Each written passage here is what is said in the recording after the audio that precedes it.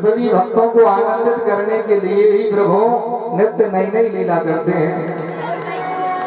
एकदा क्रीडमानस्ते रामधा गोपीधारिका कृष्णो मृदं भक्षयित्वा नीतिमात्रेण्यवेदयन्। एक बार भगवान ने खेलते खेलते यमुना के किनारे एक मिट्टी का गोला बनाया और मिट्टी खाने लगे। मधुमंगल ने देख करके यशोदा मैया को बता दिया, मैया तेरे लाला ने मिट्टी खाई। मैया ने कहा, क्यों रे लाला, तेने मिट्टी खाई? तो मना कर दिया, भैया हमने तो मिट्टी को हाथ भी नहीं लगाया। नाम भक्षत माम अम्बा सर्वे मिथ्या विसंशया। आप व्यर्थ में संशय ना करें, ये सब झूठी बातें हैं, मैंने मिट्टी को हाथ तक नहीं लगाया। मधुमंगल ने कहा, भैया मेरी ना माने तो दाऊ भैया से पूछे। दाऊ भैया के सामने मिट्टी खाई है कि नहीं है? अब दाऊ तो कहना चाहते हैं कि हाँ मिट्टी खाई, लेकिन कन्हैया ने आंखों ही आंखों में ऐसा इशारा किया तो दाऊ के कहते कहते शब्द बदल गए। प्रभु ने कहा, दाऊ अगर तुमने मैया से कहा कि हमने मिट्टी खाई है तो हम भी कहेंगे कि दाऊ ने भी बड़ा सा भांग का गोला खाया था, तो हमारी पूजा बाद में होगी, तुम्हारी पिटाई पहले हो जाएगी। तो दाऊ पलट गए, बदल गए। दाऊ ने कहा, भैया मेरे सामने तो मिट्टी खाई नहीं, मेरे बाद में मिट्टी खाई हो तो मैंने देखा नहीं। मधुमंगल ने कहा, भैया तू तो किसी की बात मत मान, कन्हैया का मुंह खुलवा करके देख ले, अभी भी उसमें मिट्टी लगी होगी। तो मैया ने कन्हैया का मुंह खुलवा करके जब देखा तो नन्हे से कन्हैया के मुख में ही अनंत ब्रह्मांड दिखाई पड़ने लगे। यह सूर्य, चंद्रमा, तारा, तारागण, समुद्र, पहाड़, नदियां, सरोवर, वृक्ष, बाग, बगीचे, पूरा ब्रह्मांड ही जब कन्हैया के मुंह में दिखाई पड़ा तो चकरा करके यशोदा मैया धड़ाम से गिर पड़ी।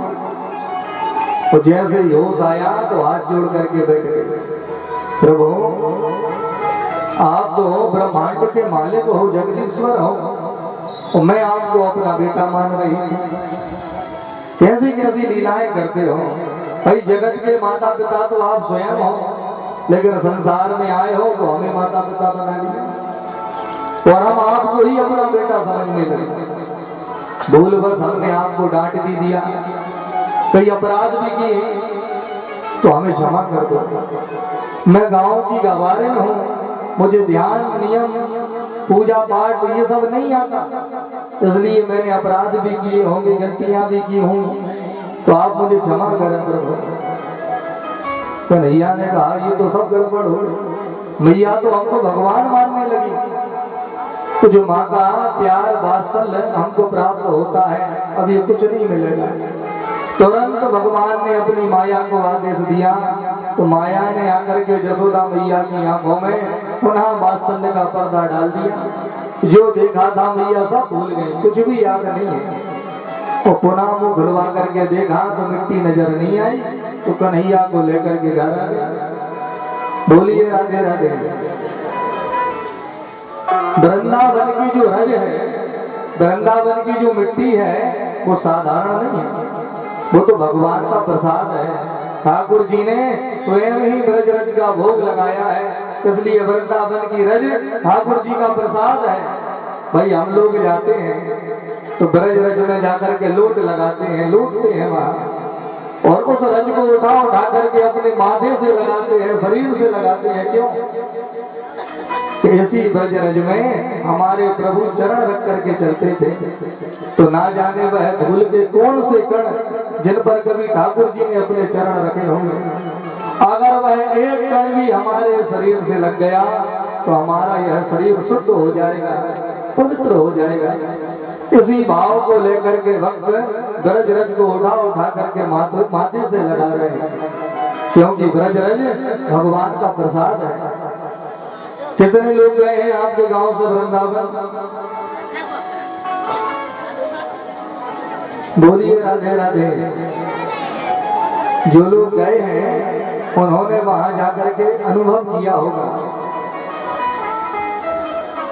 कि वृंदावन में जब हम पहुंच जाते हैं जो वास्तव में बिहारी जी को देखने गए हैं, गोवर्धन भगवान का परिक्रमा लगाने गए हैं, जो अपने मन में भक्ति को धारण करके भक्त बन के वृंदावन जाते हैं, उन्हें कण कण में राधा माधव नजर आते हैं, हर जगह सर्वत्र दिखाई पड़ते हैं। लेकिन जो केवल घूमने के लिए, मनोरंजन के लिए वृंदावन जा रहे हैं, उन्हें तो केवल ईंट पत्थर के मकान ही नजर आ रहे हैं। मेरे भाई, जब संसार की दृष्टि से वृंदावन देखोगे तो केवल ईंट पत्थर के मकान नजर आएंगे, लेकिन जब भक्त बन करके भक्ति का चश्मा आंखों में लगा करके वृंदावन देखोगे तो कण कण में राधा माधव दिखाई पड़ेंगे, हर जगह तुम्हें उन्हीं के दर्शन होंगे। रमण रेत लेट्यो नहीं और कियो न जमुना पा, रे मन तू समझो नहीं ब्रज को तत्व महा।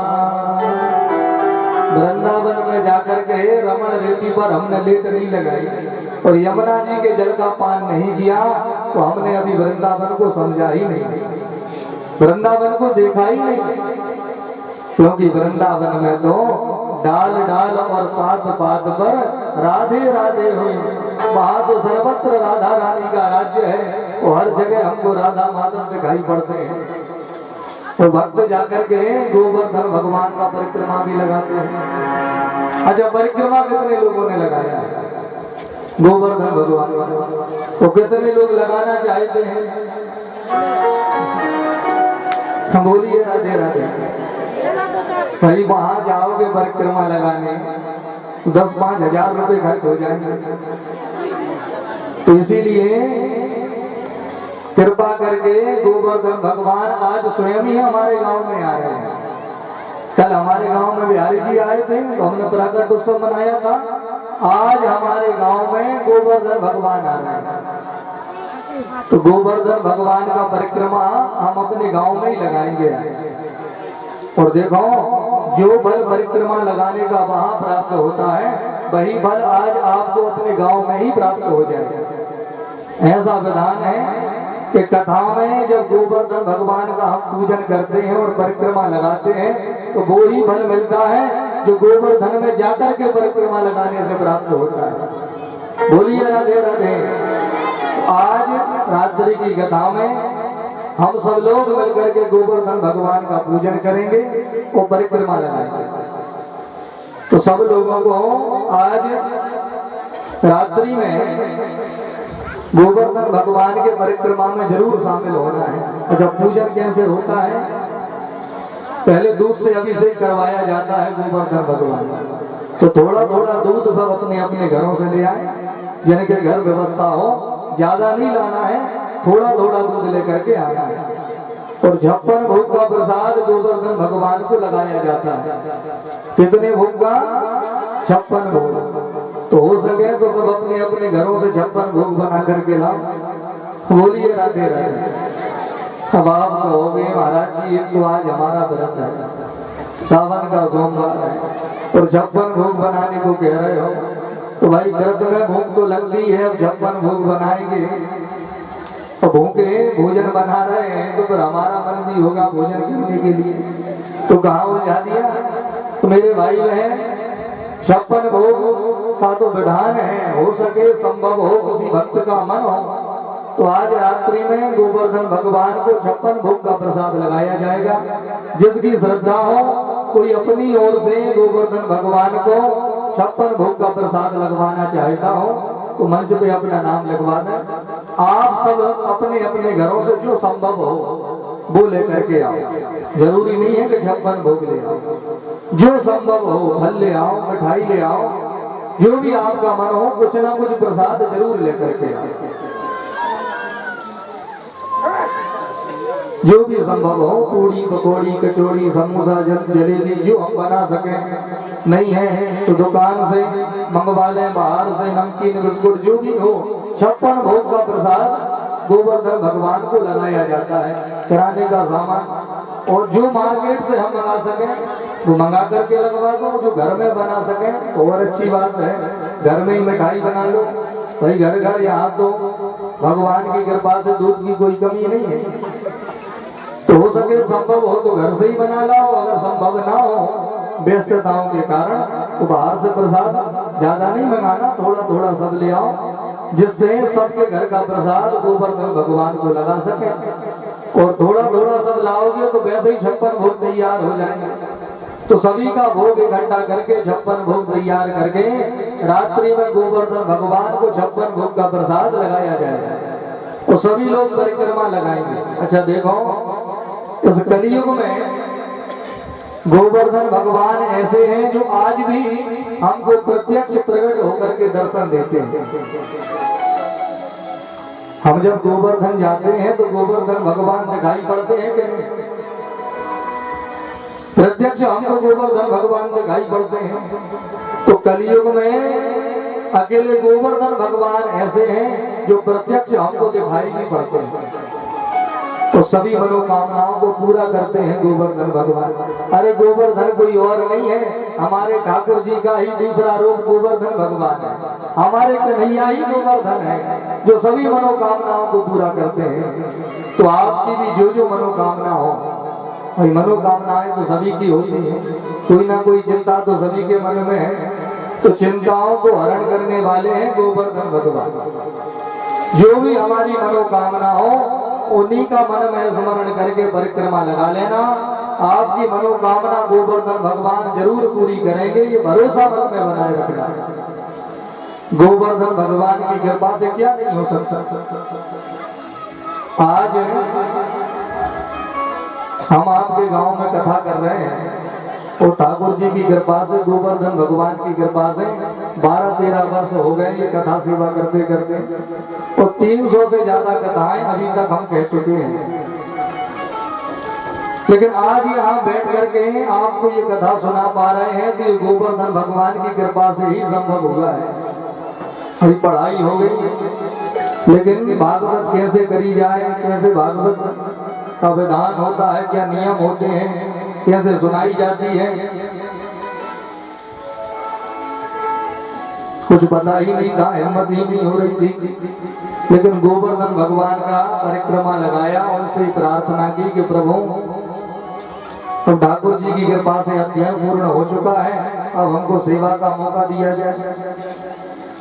तो परिक्रमा लगा करके हम अपने घर आ गए। उसके ठीक 4-5 दिन बाद कहीं किसी गांव में कि नहीं महाराज जी की कथा होनी थी, वो किसी कारणवश वो कथा के लिए नहीं आ पाया। अब उनका क्या कारण था, क्यों नहीं आ पाए, ये तो भगवान जाने। अब अचानक में ये सूचना गांव वालों को प्राप्त हुई कि जो कथा कहने आ रहे थे वो तो किसी कारणवश उन्होंने मना कर दिया। तो अब इतनी जल्दी कहाँ से पूरे 10-12 गांव में प्रचार भी हो गया। अगर कथा नहीं होगी तो फिर गांव की बदनामी हो जाएगी। तो लोगों को कहीं से मालूम लगा तो वो हमारे पास में आए, हमें पूरी बात बताई, तो हम समझ गए कि सब गोवर्धन भगवान की लीला है, उन्होंने पहुंचाया है। बैठे बैठाए लोग घर आ गए तो भगवान की यह सेवा प्रारंभ की। उस दिन से हमने यह सेवा प्रारंभ की। आज का दिन है, एक भी महीना ऐसा नहीं जाता कि जिस महीने में भागवत की कथा कहने का हमें अवसर न मिले। वैसे तो हर महीने में 2-3 कथा हो जाती है, अगर व्यस्तता हो तो एक कथा तो हर महीने होनी ही है। 12-13 वर्ष हो गए कथा कहते कहते। अब ये 1-2 वर्ष कोरोना के बीच में आए थे, अब इसमें तो सब कुछ बंद ही था। तो 1-2 महीने का जो समय चक्र उस समय था तो उसमें जरूर ये सेवा हम नहीं कर पाए। लेकिन अभी तक ऐसा नहीं हुआ भगवान की है कथा सेवा से हम वंचित रहे हो, किसी महीने में कथा कहने का अवसर ना मिला हो। ऐसी गोवर्धन भगवान ने लीला दिखाई कि आज तक भगवान की ये सेवा कर रहे हैं। और हम तो जब भी जाते हैं परिक्रमा लगाते हैं तो यही प्रार्थना करते हैं प्रभु कि जो सेवा आपने हमें दी है कभी इसे बंद मत करवाना, हमेशा ये सेवा हम करते रहें और ऐसे ही ठाकुर जी की इस कथा को गाते रहें। खूब कृपा कर रहे हैं भगवान, उनकी ही कृपा है। आप जैसे भक्तों से हमें मिलने का अवसर मिला। देखो भाई, कथा तो हर जगह तो सुनाने का अवसर मिलता है, लेकिन सुनने वाले श्रोता कहीं कहीं मिलते हैं। कथा तो हर जगह होती है, कई ऐसे धनाढ्य लोग भी कथा कराते हैं कि कथा की सब व्यवस्थाएं बनाती, कोई कमी नहीं है, लेकिन सुनने वाले जो श्रोता बैठे हैं वो ढंग से कथा सुन ही नहीं रहे भाई, वो आपस में ही अपनी अपनी कथाएं सुना रहे हैं। तो कथा तो कई जगह करने का अवसर मिलता है, लेकिन आपके जैसे सुनने वाले श्रोता कहीं कहीं मिलते हैं। तो हमें बड़ी प्रसन्नता है कि ऐसे सुंदर श्रोताओं में ठाकुर जी ने हमें कथा कहने के लिए पहुंचाया। भगवान की कृपा से आपके ग्राम में जो कथा हो रही है, आपको जितना सुनने में आनंद आ रहा है उससे ज्यादा हमको कथा सुनाने में आनंद आ रहा है भाई। आपके जैसे सुनने वाले श्रोता अगर सामने बैठे हों तो सुनाने में ऐसा मन लगता है कि कब कथा का समय निकल गया मालूम ही नहीं लगता भाई। 2 बजे दोपहर की कथा के विराम का समय है और 2:45 बज रहे हैं। ना तो आपको मालूम लगा ना हमें मालूम लगा। जब मन लग जाता है प्यारे तो समय का पता ही नहीं चलता। तो समय अधिक हो गया है, तो इसलिए अब आगे का प्रसंग अब हम रात्रि में सुनेंगे। 7:30 बजे से आप तैयारी करके आए गोवर्धन पूजा के लिए। ठीक 7:30 बजे से अब रात की कथा होनी है। और यह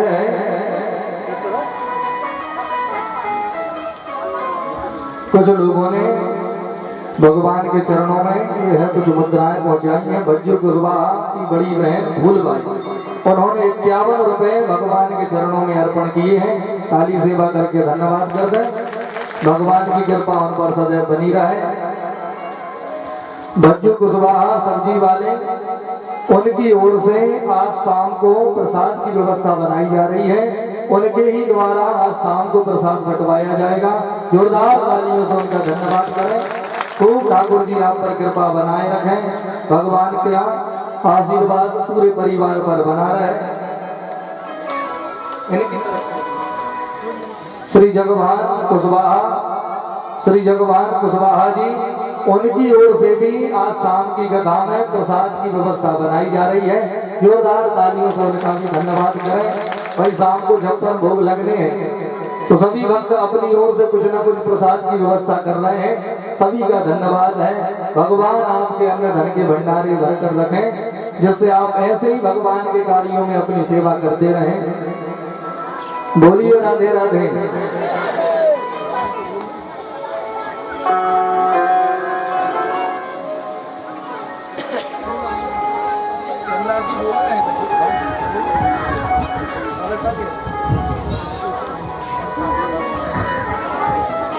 श्री राधे। गांव से यह सूचना आई है कि कथा जो हमारे ग्राम में हो रही है, सभी लोग बड़े भाव से कथा सुन रहे हैं और सभी लोग जानते ही हैं कि हमको इस कथा में सहयोग भी देना है, जिससे कथा की व्यवस्थाएं पूर्ण हो सके। आज 5वां दिन है, कल का ही दिन और बीच में है, परसों तो फिर भगवान की विदाई होनी है। तो इसलिए हमारा निवेदन है कि अभी तक ग्राम से दान सहयोग इकट्ठा नहीं किया गया है। किसी भी प्रकार का जो चंदा इकट्ठा किया जाता है वो नहीं हो पाया है। तो गांव से निवेदन आया है कि भैया अब समय नहीं है, आज सब लोग बैठ करके विचार कर लें और आज ही सब अपना अपना दान जमा करवाना प्रारंभ कर दें। तो कथा के बाद प्रसाद लेकर के सभी माताएं बहनें तो अपने अपने घर जाएंगी और जो भक्त लोग यहाँ बैठे हैं, ग्राम के सभी वरिष्ठ लोग, आप सब लोग प्रसाद के बाद यहाँ रुके रहें, थोड़ा विचार कर लें कि किस प्रकार से चंदा इकट्ठा करना है। और आज से ही कथा के बाद से ही चंदा इकट्ठा करना प्रारंभ कर दें। शाम तक जो लोग अपना दान जमा करवा देंगे, शाम की कथा में उनके नाम बोले जाएंगे। और जो लोग जिन लोगों के